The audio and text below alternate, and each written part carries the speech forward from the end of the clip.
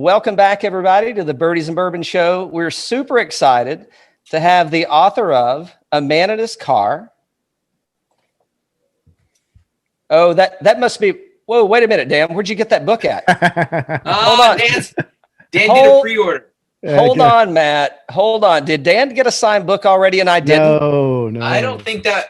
I just signed a bunch. No, that is without signature. Don't worry. Oh, all right. Well, I mean, I'm like, is this first date going to go okay, or is it starting off rocky? No, you're all on the same. You're all on the same playing field right now. All right. Well, perfect. So we are here with Matt Hranek, and you're in Brooklyn. You're in upstate. Yeah, Where you at? I'm in Brooklyn right now. I'm in Park Slope.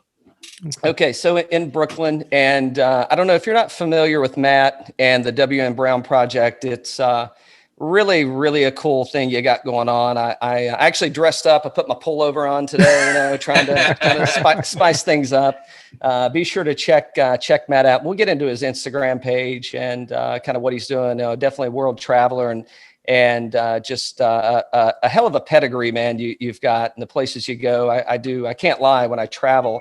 I might follow you around a little bit. I'm not stalker status yet, but I don't know. It depends on how sensitive you are, I guess. Listen, as long as you're not like tracking me down at my Soul Cycle class, I'm. Oh, I don't. Hey, well, speaking of exercising. So before we get going, so I know. So if you're familiar with Matt's page and the W.M. Brown Project, you see Matt and Yolanda a lot. They make a ton of cocktails and great cocktails. I don't want to call them simple. I would say simplistic, and it's kind of cocktails that anybody can make at home. Matt was kind enough to come in stride. He's a big Negroni fan, as am I. But since it's the Birdies and Bourbon Show, Matt, what are we going to make today? I think Boulevardier is the way to go, which is the, we're just changing gin for bourbon, or in this case, I use a little bit of rye. And I think that is one of the, legal, and for me, it's one of the legal changes you can make with this drink. Like, I don't need to see this drink be presented from under a smoky hat or anything like that. Like, to get back to the simplicities of things, like I like drinks with simple, straightforward ingredients that don't exceed 4 normally. Keep it classic, right? Right? Because it's 3. So I just go 1-1-1 to Campari, sweet vermouth, and whatever brown spirit you have there. So actually, I'm paying some homage to a local distillery here in Atlanta. It's ASW. We're going to be using the Fiddler Heartwood. That's fantastic. Fiddler Heartwood, ASW. Well, you got to get your boy Sid, man, to get you. Or actually, when you're in town, let's go over and check these guys out. They got a great spot. It's kind of at where Sweetwater Brewing is in Atlanta. Yeah. Okay, so it's just across. It's the same exit that you would get off to go to Sweetwater. It's just where you would go kind of left to go to Sweetwater. You veer off. There's a little Y in the road. So you take a right and it's right there. And they've got a really, really awesome tasting room. Got a couple of copper pot stills in there. It's a really, really nice place. Hold on. I'm jealous. You're drinking.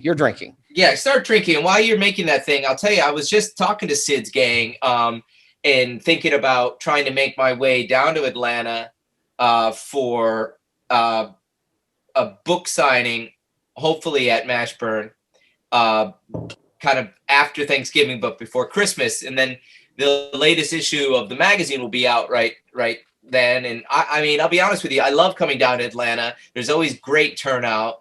There's great people that show up, a real diverse crowd that, are very like-minded and, enjoy a good drink. And I love going down there. And it's a great excuse to, do a quote unquote book event down there. So awesome. I'll keep you guys posted.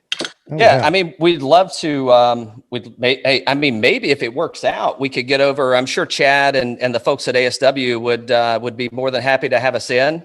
We might do something live there even, and maybe do a bourbon tasting. I would love that. Yeah. It'd be awesome. Well, before we get started, sir, cheers. Cheers. Thank you.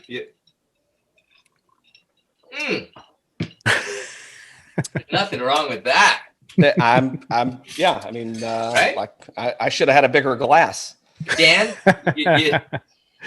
I'm not following along with you. I don't have all those ingredients here today, but I am drinking some old tub bourbon, so Awesome. I'm kind of following along. So okay, good. We don't. We're not going to judge you. yeah. Oh no, yes we are. Yes, we're hear about it definitely later. we're definitely going to judge him. Or now. All right, so when I reached out for you again, and Matt, thanks so much for responding back. It's like people like, well, hey, how'd you get hooked up with that guy? And well, I messaged him on Instagram and said, hey, would you like to come on the show? You just released a new book, and a follow up to A Man and His Watch, and that's kind of where we want to go. But I got to steer away again. I got to steer one more time, and then I promise I'll get back to the book. So you're having a couple of folks over that you just met, not just, but you're recently acquainted, and Yolanda and yourself are like, hey, let's have them over for dinner. And you don't have to break it all down, but just give me, what are we having for dinner and what are we drinking?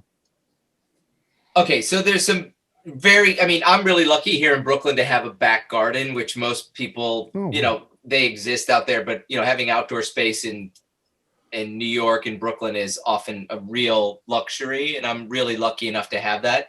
And I rescue Webers off the street, so I have like Webers of all kinds of misrepair and patina in the back garden. So I love to grill all year round, and I think it's really nice for people to come over that don't get the opportunity for that, unless you're in the suburbs or you're out in the country. So I'll do always a mixed grill. I think that's my go-to. We have incredible butchers here, old school Italian butcher shops with like last night we had grilled fennel sausages that like brought me back to nice. My mom's house growing up.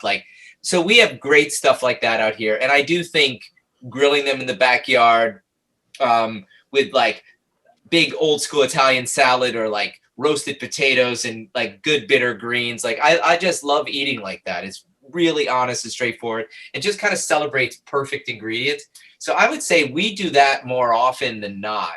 The other thing is like, I love lazy cooking too. So I love a kind of slow cooker crock pot to like throw a bird in there or a shoulder of lamb or some pork butt and just like come home to a done, finished meal is always a big reward. So it's a good smell when you walk in the house, right? Oh my God. Particularly in the winter. It's so great. So I think like cocktail ingredients, we keep the food ingredients just simple, straightforward, and celebrating the single thing. That's why I don't want to drink crappy gin in my, people are always like, you're wasting that good drink and in the mixing of, I'm like, come on, dude. Like, I want to drink and eat the best stuff that I could afford. Right. Basically. Sure. So. Yeah. Awesome. We're just waiting on an address and a date. So exactly. First Street, Brooklyn. Perfect. Dan, are you knocking on the door already? I am. I'm there, of course. Yep. All right. So let's see. So A Man in His Car. I said it earlier. It's a follow up to A Man in His Watch. Right. And it's although this is Birdies and Bourbon, it's really the Matt Hranek show at this point. So it's your time to it's in all seriousness, right? I mean, it's your time and another outlet maybe to hit an audience that you haven't hit in the past. So where do you want to start at? Well, I mean, I am totally an accidental writer and author. Like, this is not something that comes really easy for me. Like, it was not something I really anticipated doing in my career path. I started as a photographer and, moved to New York because I was pursuing photography, and I had this editorial dialogue with photography, working in magazines, commercial stuff. And, I always was in love with machines. Like, my dad was a big watch guy and a big car guy. And when I started navigating the luxury space of, legacy publishing magazine world, the watch dialogue was a big part of that. So I was going to Geneva and I was going to Basel and like really immersing myself in that world, which was completely foreign to me. But I started meeting all these kind of amazing characters, and I would say mostly 99.9% men that just had really killer watch stories. And I was like, wow, I love what they're wearing. I love the watch, but the story is really the driver. So when I was approached by Artisan Books to, we were trying to figure out a men's lifestyle book, whatever. And I don't know, I couldn't concentrate on that at all. And then my wife was like, wait, you're coming home with all these watch stories. Like, that's your book. It's a watch book, but it's a story book. So that's how that happened. And it worked really well for me because it was an interview format, and I would just kind of put on my iPhone and talk to these guys about their watches, which I would have been doing anyway. So, I mean, the big surprise out of all of that is nobody had done a watch book like that before. Like, nobody approached it with an emotional connection and just this idea of storytelling and interviews. And I think that resonated, and it was good for me because it kept the writing part to a minimum and the talking part to a maximum. And so for me, the natural progression was, the only other group of men that I knew that were so excited about talking about this thing they own, fell in love with, sweat and tears and, slaved over, were car guys. So then for me, the natural progression was a man in his car. Yeah, I mean, it's so. I mean, you talk about the watches, right? And you'll go and I don't know. I haven't seen the Man in His Car book yet, but I know in the Man in His Watch. So you talk a lot about Paul and the Rolex, right? And to your point, so you get kind of the story behind the watch that you hear in media is you just see the price tag. You don't really get any story behind the watch. All you see is, oh shit, this Rolex sold for, right, whatever. And this book was not about any of that. I mean, the reality was there are $20 Casios and $20 million Rolexes, just because in this case it happened to be owned by Paul Newman, and that happened after the book was published anyway, that auction. But it was, for me, the value of all this stuff was the relationship to the owner with the thing, and then the the intrinsic value that they put on it. It was not about price tag. It was never about that. And that's why with car, could you fill the car book up with like priceless muscle cars and Concours Ferraris and all that stuff? Yeah, that's easy. But that was not important to me. The important thing was the story and the relationship to the owner and the object. Yeah, I think you did a great job of pulling the stories out again. And I'm kind of reading off of blurbs off the internet and things. And I've, listened to a few of the other things that you've done. And, and I'm looking at the Casio watch, which, I had as a, I don't know, 6th, 7th, 8th grader, whatever year it was, where you actually type in the, it's the old, it's like the old version of the BlackBerry, but in a watch version, right? Yeah, the Casio calculator watch. Yeah, calculator. Yeah, sorry.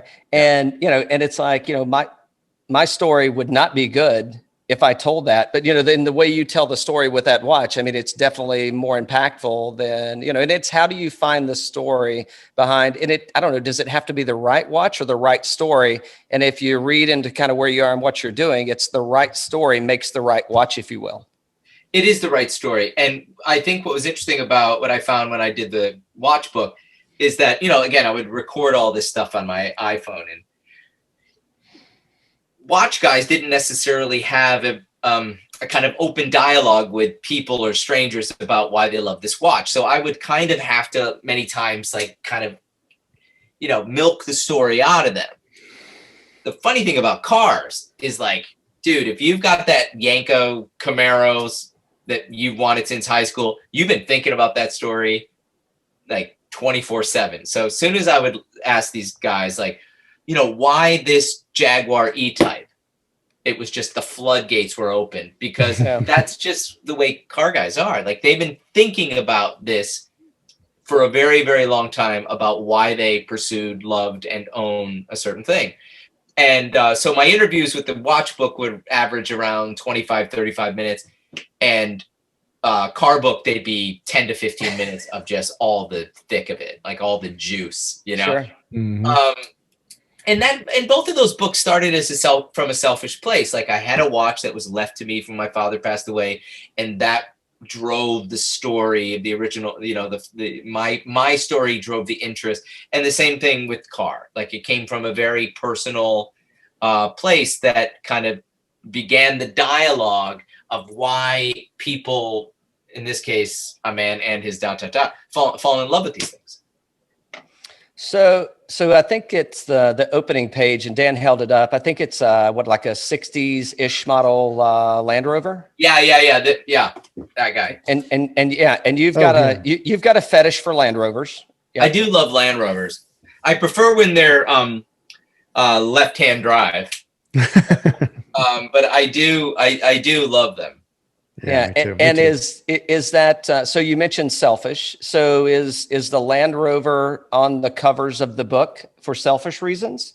Well, or it's funny. I thought I had photographed the cover because we had this iconic watch that was owned by Paul Newman, which Paul Newman was pretty effing cool. Yeah, you can say fucking on this. Yeah, he was pretty fucking cool, and had great style and just presented well in all those kind of iconic moments. And then I photographed Steve McQueen's Jaguar that was at the Peterson, and it's a beautiful car. Mm-hmm. And I was like, maybe this is the cover. Like we can play Newman to McQueen. And then when I came back with the photographs of my friends, completely hodgepodge, beat to death, daily runner, that car, the Series 2, for me, the Land Rover was a much better example of the emotional dialogue. This hodgepodge, slammed together thing that's my buddy's daily country driver. Even though it didn't have celebrity status like the McQueen Jaguar, the story and the car just resonated with me visually and, in the storytelling aspect. Well, I think it says a lot about, what you're putting pen to paper or ink to print, right? I mean, in the way that it's happening is it's not it's not the $1 million car that we're displaying on here just to, hey, let's look at this car and talk about it. It's, hey, here's the vehicle that we chose, and we chose it, open the book up, and now you'll see the story. And I think that's the really cool part. I mean, it's the connection, right? I mean, again, a man in his car, a man in his watch, and it's the connection that you make is visually, it's appealing, it's intriguing, it's inviting, whatever adjective you want to use to tie you there. But then it's like, now open it up and read more. And then, does the first story leads to the next story. And it's like, why in the hell would you choose that car? And now I'm interested and I want to know. Like the Fiat Panda that my friend Paulo has in Lago di Garda, to me is equally as sexy as the Ralph Lauren Mercedes. Like, and you think of them in terms of design and purpose of design, and you can kind of go down the rabbit hole with that. But, these guys both have intimate stories of why these cars are important to them. And, Paulo is a guy that, teaches in Germany on car design and consumerism, and like he's been thinking about this. And the guy who designed the car was this guy called Giugiaro, who worked for Alfa Romeo, and like just epic stuff. And then Ralph's story is just killer too. And Jay Leno, listen, you had to kiss the ring. You had to do the voice. Just do the voice. For riding a steam car, you never look around. So. I mean, Jay Leno, when you get in that garage, like, how do you choose? Like, this guy has never gotten rid of one thing he ever bought. Like, it's just. How do you choose? So with that one, I said to him, what you basically run off with one car. You're allowed one car that you have this deep emotional connection to. And that's the car you keep. That's the car you tell me your story about. And that was the Buick Roadmaster. Was there any hesitation? Without any hesitation. He was like, it's the Buick Roadmaster. It was the car that he bought when he landed from the East Coast in LA. He bought it out of the penny saver for $500. Was slept in it behind the Comedy Store, like kissed his soon-to-be wife in it, like drove it to the last episode of The Tonight Show. Like, that was the car. And I was like, great, that's the car. And, I had the pick of the litter there. Yeah. And it didn't matter because I had blinders on after he told me that story, and I could just only look at that car. It's like, thanks for making my job easier, Jay. Yeah. You want to go for a ride in a steam car? So did you, while you were there, did you take a trip and take a ride in any of the cars? You know, I didn't, he was actually working on a steam car. He loves those things. And Yeah, sure. And I think my whole time at that point in LA, I was just like back to back shooting cars. And I was really on my own there because I knew I had to be really nimble and really quick and really efficient about getting all these photographs of these cars. And like I'm going to say this probably in every interview, like I know I missed 1,000 cars. All right. So on the record, I know I missed 1,000 stories, and please don't contact me and say, oh, you missed this story and this story. I know I did. I'm sorry. The other thing is, don't ever get in contact with me about complaining about me shaking drinks. Okay.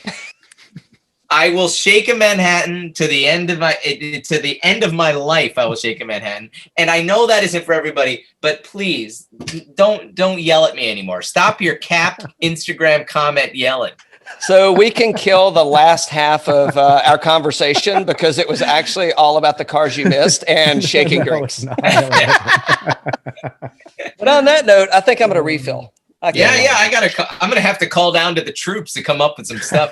I know I'd send you one, but with COVID and everything, I don't want to contaminate you. Maybe I do if you keep shaking those damn drinks. It's funny about the Manhattan, right? Because I came to the Manhattan reasonably late, but there was this old school bar that we used to go to, kind of old school steakhouse, and they would always shake the Manhattan just.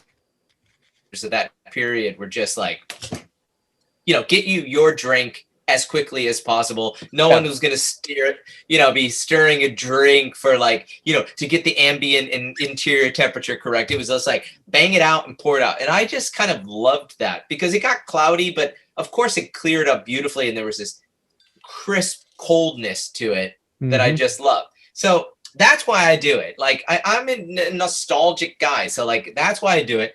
And I will continue doing it. I'd be happy to be at your place and have it stirred. But man, you get some really opinionated comments when it comes to cocktail preparation.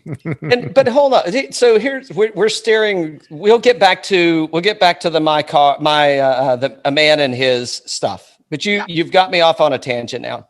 Good. And it's your booze, and you know how you want to drink it. That's right. And you're not drinking shit or swill. So let me drink it the way I damn well want to drink it. I totally agree. And I would never judge anybody on that either. And that's why I love cheap can lagery beer. Like give me a Modelo all day long in a can, particularly in summer. I love beer like that. I don't like hoppy beer. It just doesn't agree with me. It's not my jam, Mm-hmm. Well, I do like hoppy beer, but however, I do have my mom. She didn't give me a cool watch. However, I did get a cool watch. What kind of watch are you wearing, by the way? I have this Rolex Explorer on. Yeah, nice. So she gave me this refrigerator, and it's a beer refrigerator, and it only holds Coors Light cans. And you could think about beers, the cans are a little bit different. But I mean, if I think about a Bud Light, Coors Light, Miller Light, I mean, I think the cans are kind of all the same, right? So I come home with, I don't know, whatever it was, and I put Budweiser's in there, and it's like, shit, they don't fit. So I've become a Yellow Jacket fan. So if you don't know what Yellow Jackets are. I don't know what that is. Okay. So let's see. It's not trivia, but it's fun. So he drove a yellow Trans Am. No. He drove a brown Trans Am, and he had a mustache and a cowboy hat.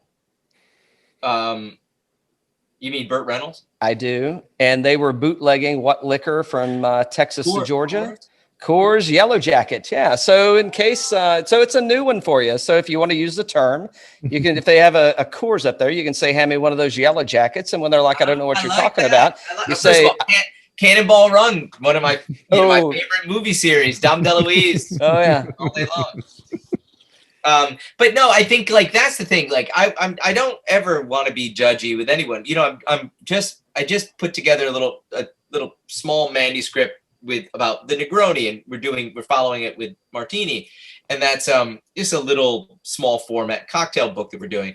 And the reality is, like, you don't need 80 versions of those things. The originals are pretty damn good, for the record. Yeah. But I do think there are a few variations that are really nice.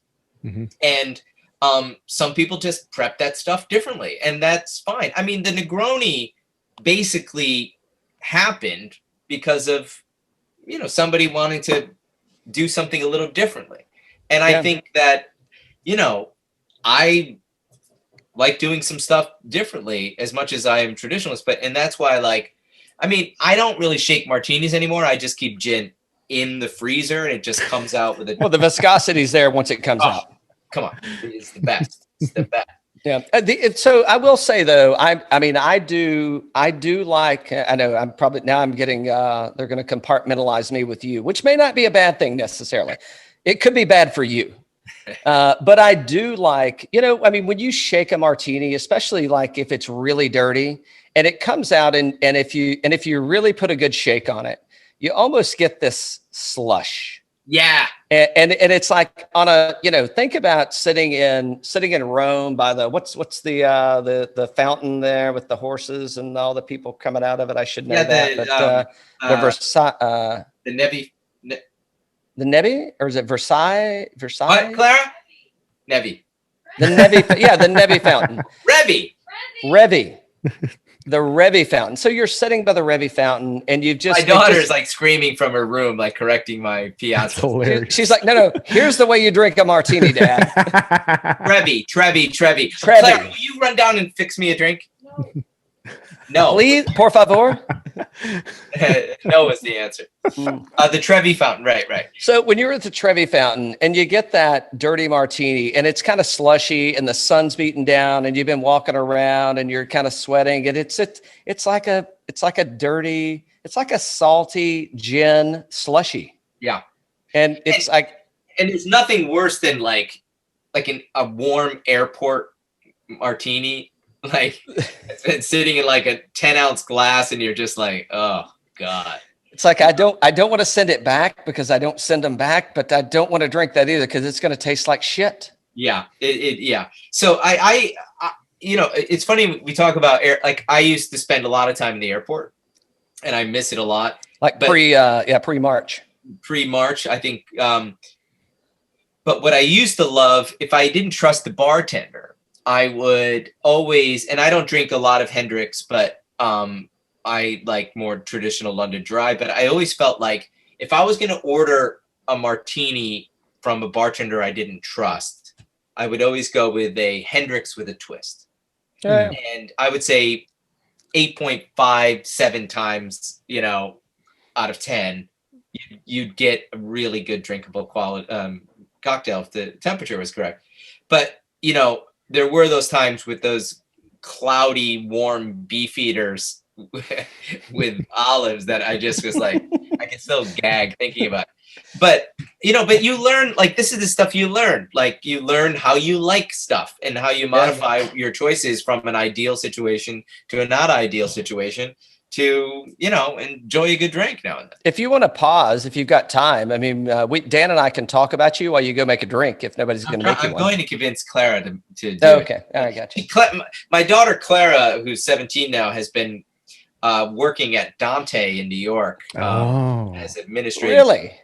Which has been terrific for. No. Dante is, that is a lovely bar. Negroni's on tap. Yes. Is that the best thing ever? You've got not if you drink a lot.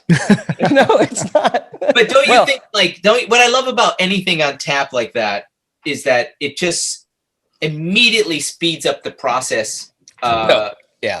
From your order to receiving. I'm kidding about that. No, it is absolutely great. They've got the white marble counters. And really, that takes you back to, when you walk into that place, I kind of get old school New York, not current modern technology. Where's my iPad, my phone? I get, hey, let's actually sit down, let's have a drink, and let's actually talk to each other.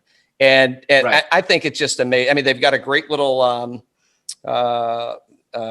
sidewalk or patio area out there. Yeah. I mean, that place in the fall or springtime. I mean, Dante's is that is number one New York Negroni destination for me, for sure. Well, what I think is great about Dante is, first of all, they're Australian. They're not even American. Okay. Do they even drink Negronis in Australia? Yeah, but I mean, these guys are Lyndon is so clever. He comes to New York, takes over an iconic restaurant, coffee shop, but they actually used to serve the worst coffee. But it just was such a beautiful space. He keeps the name, essentially keeps the space, and then really creates this legendary Negroni bar. And first of all, what the hell is this Australian doing? Like taking over like a New York institution with an Italian drink, and he just kills it. He just does a great job.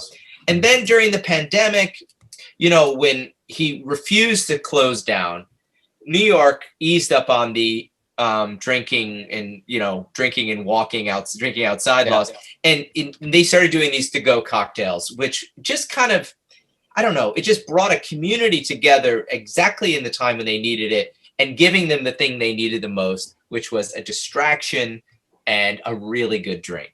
And those guys kept all their employees, they fed healthcare workers. And I just think, like, why don't you, I mean, you have to support people like that. Like, and my favorite thing is, like, I would drive up and drop Claire off, and they would hand me a Negroni, like in a coffee cup, and I'd say, well, thanks for the coffee, guys. It's delicious, delicious coffee. Just in case, like, there was surveillance or any cops around. Hey, Yolanda just volunteered to make me a drink. How was that received? She just said she did not, but thank you. But anyway, I think that there was this solidarity, this community that was created, as bars should be, right? Like, that's what we miss about going to bars. That's what we love about going to them, is this community that's created there. And they were able to continue that, which is epic. Yeah, absolutely. Yeah. Absolutely. So, Matt, you arbitraged this chapter 2. You arbitraged this. We need to hear this story. Okay, so that car, I mean, that was the car that I had a poster of on my wall when I was in high school. I had a, Porsche Targa Carrera. It probably had a whale tail, it was probably more pimpy then. And then when I met Yolanda, when she was my girlfriend, he hits pause every time it gets to the heated spots. He hits pause every time it gets heated. So she still was friendly with her ex-boyfriend, and he was this very charming character. I mean, totally unthreatening. I was like, we still have internet? Okay. Yes. We're good. We had a little bit of a miss, but yeah, we're good. Yep. So anyway, we meet Ira, her ex-boyfriend, and he's got this kind of decaying Porsche out front, and Yolanda's like, oh, I made him buy that car. I was like, what? He's like, oh yeah, like he had the best club in New York and he really wasn't representing, and we went to car auction, and I was like, Ira, you got to buy that. That's the car that you need to be driving around in. Number two, he's taking advice from his ex-girlfriend's current boyfriend. I don't know why anybody has that, like. No, Yolanda was his girlfriend at the time, and she made him buy the car. Okay, gotcha. Okay, sorry. So we are now. This is what 22 and change years of marriage gives you. Love, my friend. Even though there's no additional ice, yes, there is. I heard that. Tell him, Yolanda. Yes, there is. Delicious. Okay, so. We're going to drive from San Francisco down to Palm Springs to meet friends for New Year's Eve. Ira says, take the car. And I was like, cool. We could drive down Salton Sea and go see all this kind of crazy, funky stuff. And we get to drive this great car and blah, blah, blah, blah. Well, Yolanda and I just happened to elope on that trip. Did you know that was going to happen? I mean, was it planned, or was it like just inspiring on the way, and you're like, we're going to do this? It got planned because we knew we were going to have really close friends there. who were all going to have like good clothes, right? And they were like, right, everyone's Well, going to you are a clothes horse. Yeah, so I was like, if I'm going to wear a wedding suit, like I got to make sure everybody else is styled out. And you had to make an appointment at the county clerk. So we knew that much. Okay. And then we did it. And then we drove the car back. And I had to give the car back to Ira, which, you know, he was very excited about the marriage, but he wasn't giving up with that car at that point. And then a few years down the road, we were working on a project together. And he said, what do you want to get paid? You know, what's your stake in this deal? I said, you know, Ira, I don't want any money. I want that car. And at that point, the car was sitting in a garage and needed some real TLC. He said, really? You want that Porsche? I said, yeah, it means a lot to me. I mean, I always loved the car and there's an emotional connection and I got married in the car. And he was like, okay, deal. Take the car. You actually sounded like Jay Leno when you said that earlier. Yeah, deal. Take the car, kid. Yeah, you know, whatever. So yeah, and then I got the car, and then I was working out in San Francisco quite a bit. So I left the car there for a few years, and I slowly, you know, threw some cash at it to get it back up to speed mechanically, and then we shipped it out east, and that was 20 years ago. Okay. So, but it was my dream car. Yeah. I mean, it was one of the best horse deals of my life, or trade. Yeah, the old horse trader from upstate New York, eh? Big up to New York. Got the girl and the car. Nice. Yeah, I don't want to go too far because Yolanda may be listening, or she could listen again. So She does not care. Trust me. Well, no, I didn't mean Ira. I meant Yolanda. She may, if I go like, hey, would it have been better to take one or the other, or was it a good package deal? So, just kidding. Just kidding. The one part of the horse that I ended up with with her Jack Russell too, which was then you yeah. You know, that's for the next show. Yeah, that's for the next show. But no, I mean, and that, you know, people ask me all the time, like, what is your fantasy car? If you could pick, I own it. Like, I own the fantasy car. Like, that was the car I literally had the poster of. And to have the privilege of owning that thing, with such this kind of convoluted story. No, but it's exactly what A Man in His Car is about. I mean, you've got a story about a car that's like, there's no way that I believe you. I believe you, but I'm just saying, if you told that story sitting at a bar, a la bar, it's like people are going like, there ain't no damn way somebody gave you, said, hey, just take my car and my ex-girlfriend and go get married. Like, that's bullshit. It ain't happening. But I mean, but that's the point of the book though, right? And it's like a story that's just, it's tellable, and you may not believe it, but believe it because it's true. Yeah, and I think, you know, there's a great story from Ed Burns, you know, director, actor Ed Burns. Sure.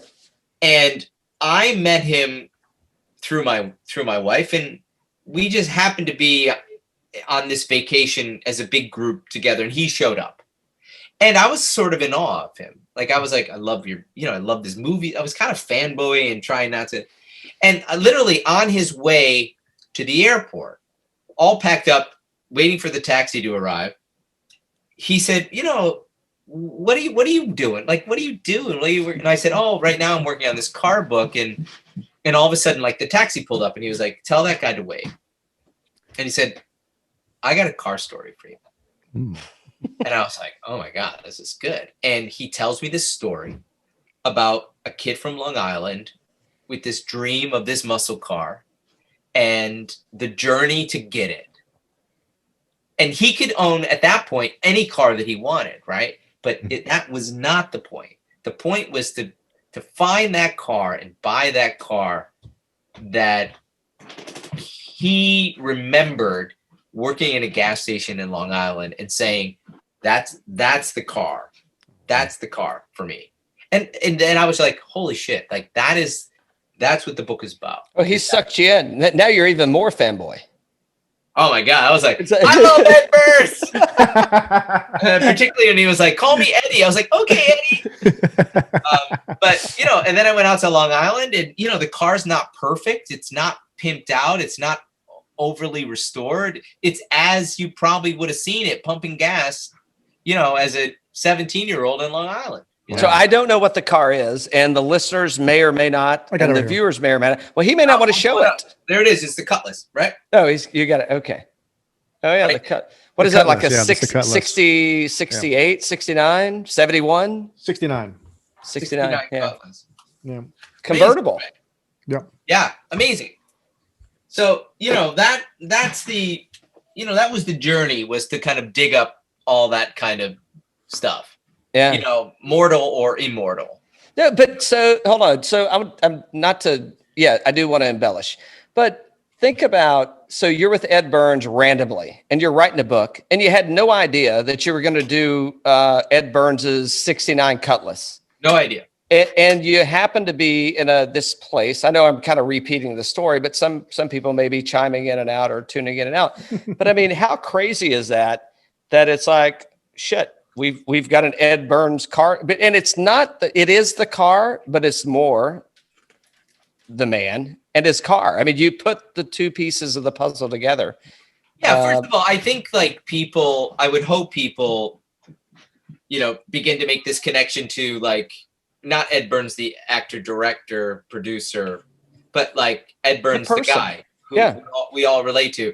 Ralph Lauren, the guy. Jay Leno, the guy. Kevin Costner, the guy. Because, the common thread is there's a lot of just guys in that book that, without their accolades or the work that they've done, are just guys who want to shoot the shit and talk about cars. Yeah. And that, I think, is the, this unifying factor, which is so great. You can go to very fancy concourse and, there's a bunch of hedge fund guys who buy a Ferrari to get return on their investment, and it's just soulless. Mine was rented, but don't tell anybody. Yeah. I just find that to be soulless. I'd rather hang out with a bunch of gearheads, on an old golf course with lowriders, that have more authenticity in their passion. I did see you had the Snoop Dogg in there. Oh yeah, come on. You can't. What'd you do with Snoop that you can announce? Well, I finally got access to Snoop, and I know he had all these amazing cars, and some he sold off. I remember one convertible that he had, it was like a Gucci drop. Yeah. But I knew he was a big car guy. I loved the idea of hip hop and car culture. Yep. And I knew there was the Snoop Dogg. So I finally, after many, many months of figuring it out, got the email to show up at this place outside by the LA airport. And that was the Cadillac. And it wasn't even running. We had to push it onto the set to get it shot. But it was so great. I love personalization and customization in cars. Yeah. And the fact that Snoop Dogg and Coupe Deville flawlessly, translate to an image. What? Yeah, I mean, that guy's he's a wordsmith, man, for sure. Yeah.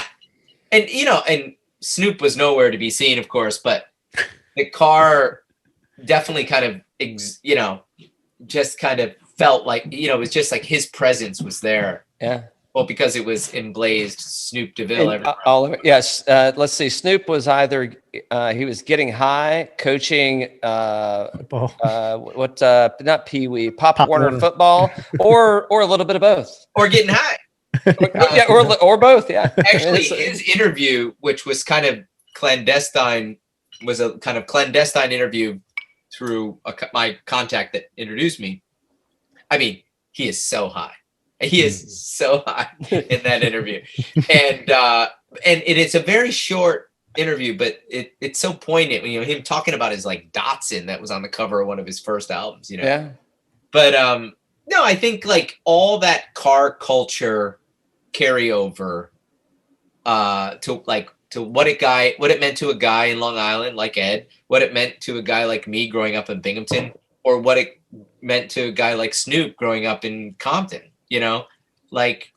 All that stuff is intensely melange and brings us all together. It's a socio-demographic kind of melange of characters where we're all on equal footing.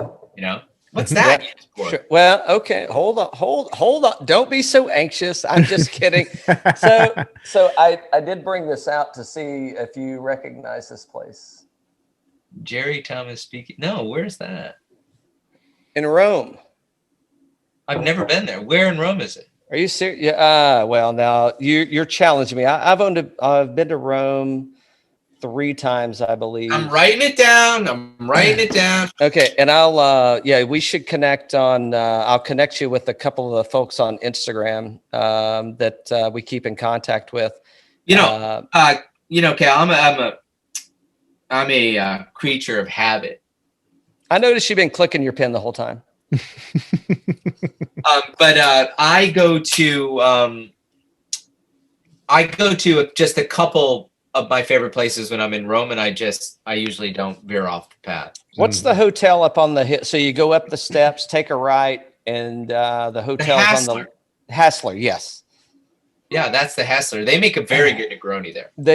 Well, I had several drinks there, and they didn't kick me out, so I know I didn't have too many, so everything was cool.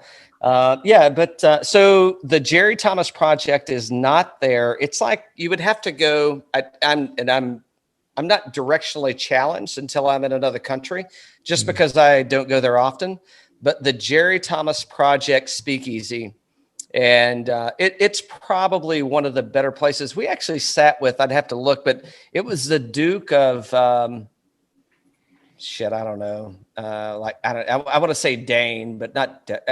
We sat with some dude. It was his birthday, and there was a handful of people. It was a crazy thing. But the Jerry Thomas Project in Rome is one of those places that you go into, and it's a little hole in the wall kind of thing, but it's safe and it's fine. I converted to a pencil, so I'm not clicking anymore. Oh no, you can click all you want. It's your show. Okay. Well, I made a note. That's really good. Yeah. I can't believe I've shared something with you about Italy that you don't already know. I'm patting myself on the back for that one, bud. Hey, listen, like it's not all etched in stone. I'm open. I'm an open book. I need more intel. You can't do it all. Yeah, it's a good spot. Great cocktails. The couple of people. I'll have to look to see who was behind the bar, but we definitely. My girl keeps up with them more than I do. I don't know if that's a good or bad thing. Maybe we're getting a new Porsche. Maybe she's getting a new Porsche.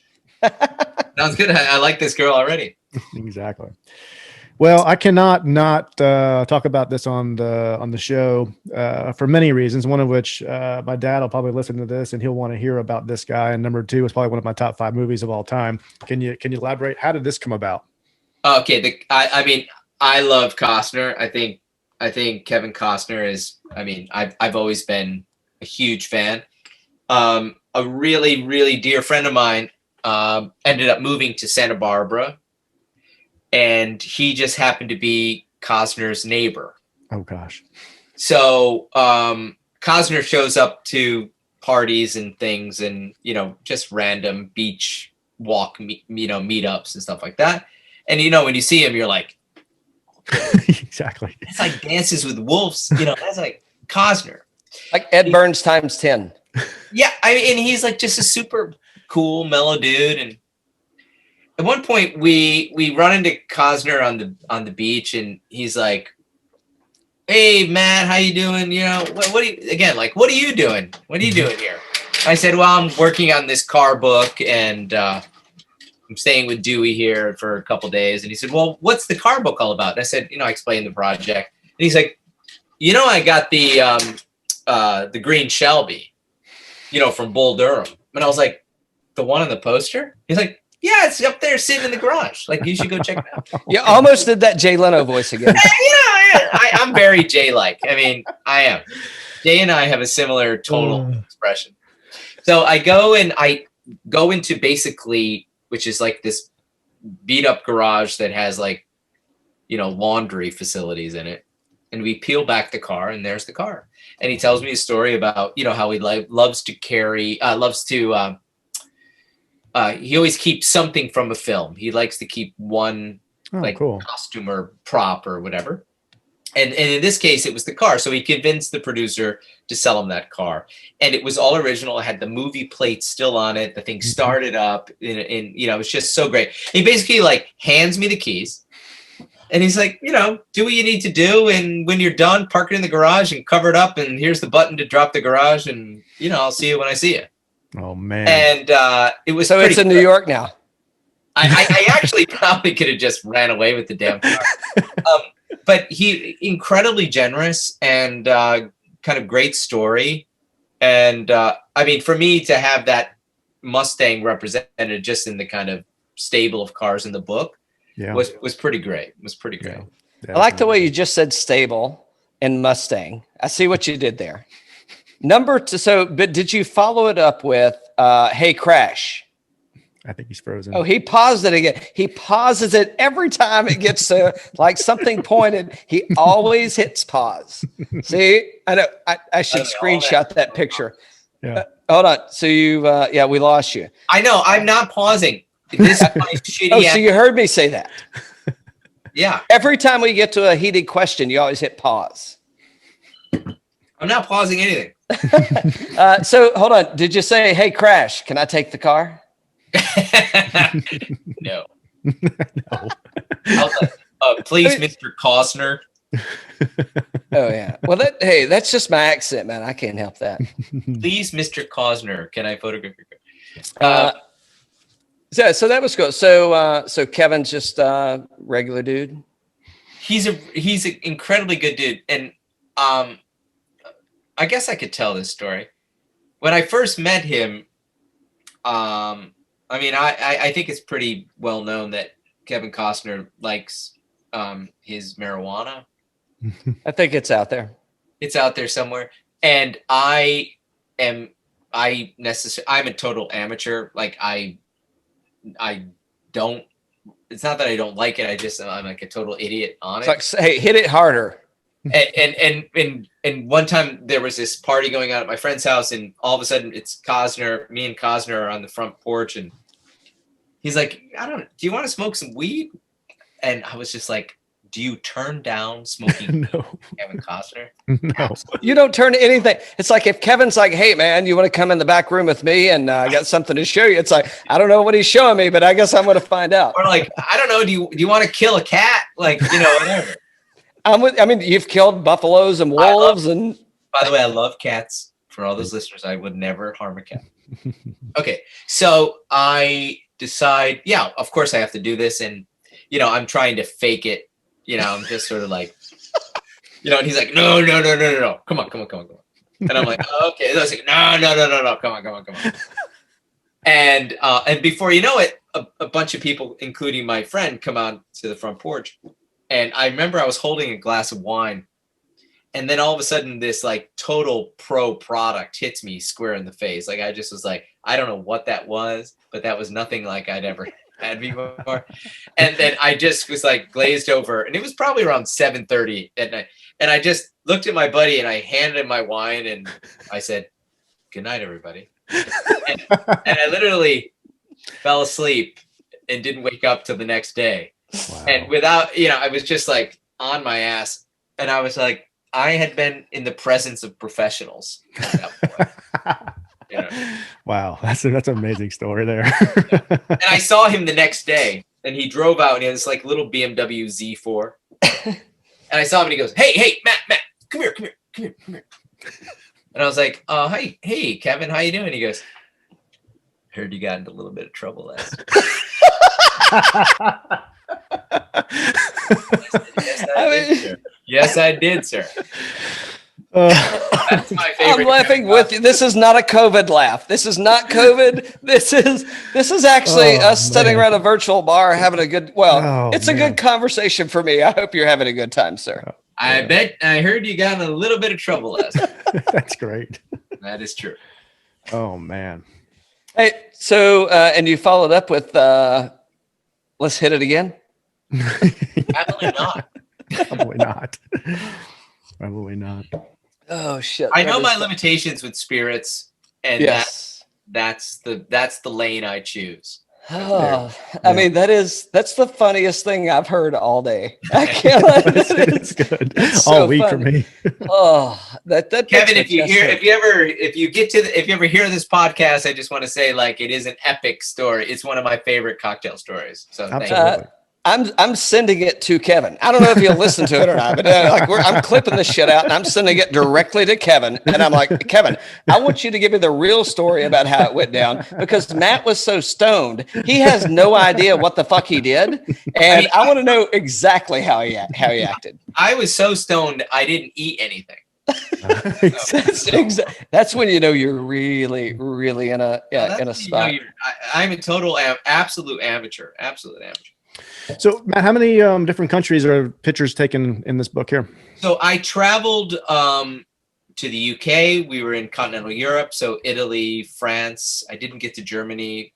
So I would say like that was the big concentration of the car story was Italy, France, England, and then all across the US, mostly East Coast, extreme West Coast. Just for the sake of time and, schlepping this, I schlepped this huge backdrop around. It was like a 30 by 40 ripstop nylon. I carried around like this hockey duffel with stands and stuff. And after a while, I was just like, when I finally got done with that thing, it's up at my house right now, up in the, I just want to burn it. Was there ever a point in time when you were filming and you were like, just like, shit, I don't know if this is going to work. It's not worth it. Or was it like every time was there anything or any car or any story that's like, damn, this is why I'm doing this. And this is why I know I'm doing this. It kind of just, it helped you to excel and progress you through what you were doing. When you get those cars in the right light and you start looking at them the way designers anticipated and wanted them to be looked at, in daylight, coming at you, going away from you, or in profile. That's the way cars essentially are designed. And my brother has been in car design for many, many years and works for Tesla now. And we talked about this. Like I said, Nate, like when you guys are designing cars, like what are the views that you're anticipating? And these are the views, right? So I would say all the cars that I photographed and was interested in captivated me once they were in front of me. I was just like, wow, this is so great. There were stressful moments where you have a $4 million Delahaye on a backdrop and the wind kicks up to 35 miles an hour. And all of a sudden you're just like, what are we, like the backdrop turns into a sail and you're like, can we, there's a picture in the front of the book, Dan, like of me hustling around a set it's in the front, photographing this very rare, very early Morgan and a Hudson, Hudson. Yeah, the Hudson. And dude, that is crazy stressful because you don't want the backdrop falling on the car and just. But every time these cars pulled up, I just felt incredibly fortunate and lucky to be able to translate them photographically. There's funny. I've had one bad review so far. I'm sure there'll be more. People love saying but that. It depends on how this goes. You could have two more. Yeah, I don't want you to. Oh no. I got to get you a good review here. Yeah. So on Amazon, and some guy was like, this book is so amateurish. Like you only get one or two views and you see the reflection of the sky and trees. And what kind of car book is that? And basically he transcribed almost word to word my art direction for this book to my publisher, which is like, I want to see cars in daylight. I want to see cars the way designers thought they would be seen in the real world, not pristine and over retouched and in studio. And, even though we do have moments like, for example, with the Peterson or Ford, where they were photographed in studio because you couldn't bring them outside. Yeah. But I love the approach to them visually that way, like as we would see them in a Trader Joe's parking lot. Yeah. And I've definitely been there where I saw some extraordinary car in a mall parking lot and thought to myself, wow, this is a magical object. And this is the way it should be seen with a little bit of dirt on it or like a 4x4 with mud on the tires. Like that's just, I had seen enough like doctored up, pristine images of cars that I didn't want to show it that way. Yeah. But aren't cars made to be cars, what are you going to call it, are made to be used? Hey, just to be conscious of your time, sir, I don't want to run over if you've got other engagements. We could. I mean, I'm just happy. firing up the grill. That's all. That's Okay. that's all I got going on. Never mind. So what I was saying was, but think about a car in its natural environment as you were going. And I mean, I think that's what you're capturing. And I was listening to, I don't know if I read it or listened, but you were talking about, I think it's in LA, and there's a place called The Vault. Yeah. That's And the Vault. Museum. Okay. And the Vault is just a parking garage. It's just, but marketing captures it as unique. Right. But really when I heard you say that, I'm like, well, yeah, I mean, I'll give you that the Vault gives it that kind of unique perspective. However, it's what's inside the Vault that counts. And if you said, hey, come over to the parking garage and do it, I hope I'm not paraphrasing or ripping on you, but I get the point of the Vault, but it's really what's inside, and it doesn't really matter where it's at. That's why I think the Land Rover on the front of the page really sets off the book and what you're trying to accomplish there. I mean, I think it's good. I'm looking forward to Dan sending me mine. The Vault is what you're talking about. Is the basement? It's basically the basement parking garage at the Peterson Museum, Los Angeles. Yeah. And when you get access to that, how do you choose a car? I mean, I just was overwhelmed. It was sort of like, Charlie and the Chocolate Factory. It's like, how do you choose the thing? I just picked the lane because they had so many cool kind of iconic Hollywood cars, from Magnum PI's 308 to, the, Elvis Presley Pantera, where he shot the steering wheel when it wouldn't start. And I just was like, that's the lane. Like all these iconic cars that I had reference points to from my life growing up, like the DeLorean, And I just felt I had a limited amount of time with them. They were incredibly generous. So just let's quickly find the lane to tell the story of what's actually in that vault, because they had just insane stuff. So again, I guess to my point of missing 1,000 cars, Yeah, no, but you're missing. You've done the first book of 99 or 999, whatever the number is. I mean, you haven't missed anything. I mean, I think it's you've cracked the you've driven a wedge into where do we go next. Well, you realize that there's so many car collections out there with people with even. Again, like not even people of celebrity and great wealth. Like there's guys who've squirreled away every nickel that they've ever made into a collection of like Firebirds, Camaros, and you're like, holy cow! Like I during this ridiculous moment in time, this pandemic, I've never spent so much time behind the wheel of a car, and I've never had the luxury of spending so much time at my place in upstate New York. So I was sort of like, if I could wheel and deal and buy a car here and there, which was my fantasy thing, if I could like make a chess move. And so we bought a couple vehicles that we always wanted to have, in our lives. Oh, what'd you get?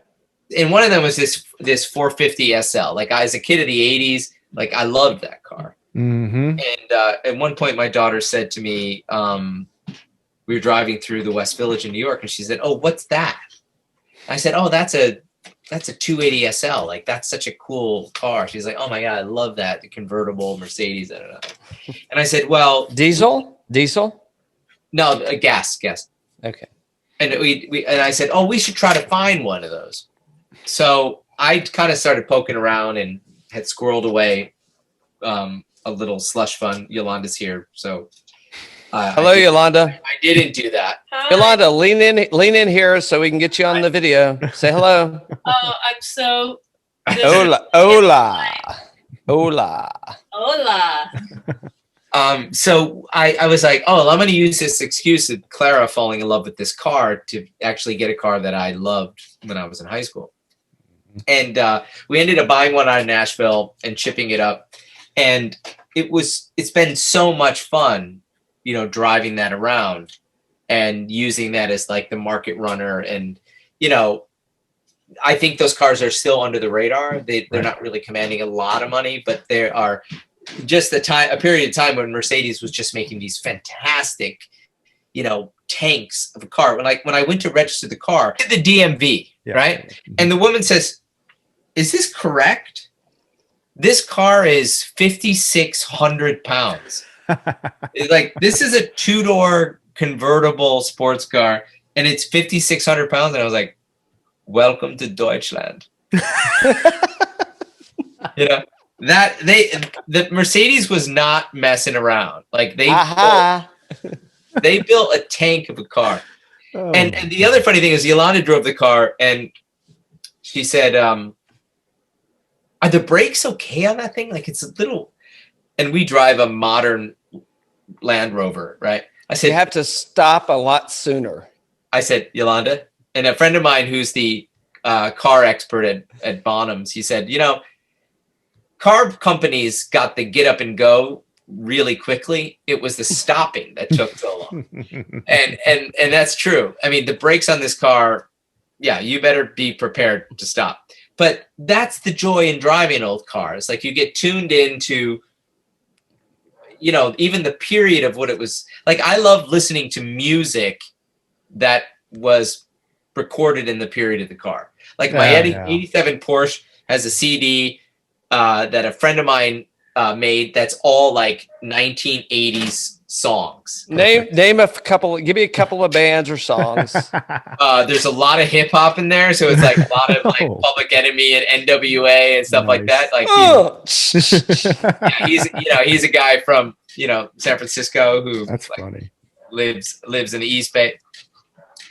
So we noticed so is that the guy? So Dan and I, we were pre-gaming on you, not ganging up, just pre-gaming and making sure that we had our shit together, which we clearly do not. But it's the Easy E sticker on the. Yeah, there you go. Yeah, so that's Matt Jacobson. So that Porsche, somebody found that car. I guess there was in the 50s. Up into the 60s, there was a Porsche dealership in Compton, and there obviously a much different neighborhood at the time. And this straight out of Compton, this Porsche had the original dealer place and everything, and it was disassembled and found in a garage in Compton from some old timer that had bought it from the dealership who was there. So he took that car and restored the car as it was meant to be, and just thought, as a great homage, like, put that NWA air freshener in there. Why not? It still has all the original Compton dealership stickers and everything on it. It is amazing car. Have you seen the movie, by the way? Oh yeah, of course. I mean, I love that. That movie is. I married NWA's biggest fan, Yolanda Edwards. Oh, wow. That's cool. That's cool. Well, I'll measure that. Yeah. So I think that that again, like, that is the journey of all these vehicles, which is these, Matt Jacobson, who I really admire, could probably afford to do anything he wanted with that car. But it was really, really important to him to bring it up to original specs and to pay homage to that place and that neighborhood, to what it was, and then to what it became, in the most respectful, cool way. And plus, he's like me, like a kid of the 80s, and was, aspiring to live that gangbanger life, like I was. Oh yeah, you're a gangbanger like I'm a gangbanger, like Dan's a gang. Like, exactly. I grew up in Greene County, so I wish I could do a G. I don't know. Let me see. I'm just like West That's a sign. Yeah. Hold on. You're having coffee. How you taking it? I'm having what? Coffee. You're having coffee. Black. Black. Just straight and black. I like drip coffee, black. Yeah. Okay. Or espresso. you know, I used to drink a lot of milk, and then I just, for some reason, it just kind of disappeared from the house, or we got lazy about it. And again, like simple ingredients enjoyed the best way. Like I love black drip coffee. Perfect. Mm-hmm. Cheers. Matt Hranek. Yeah. Where can people find you and A Man and His Car? Okay, you could find A Man in His Car at your favorite bookstore, I hope. If not, you have Barnes & Noble and Amazon. You can find me on Instagram at WM Brown Project and at WM Brown Project at WM Brown Magazine. Sorry about that. I answer every single DM. I want to hear what everybody has to say and what they think about what's going on the digital side of things as well as the magazine. So just don't yell at me for shaking drinks. That's all I say. Perfect. Give me an extra shake here, buddy. Cheers. Cheers. Thanks, Matt. Cheers. Thanks, guys. A pleasure.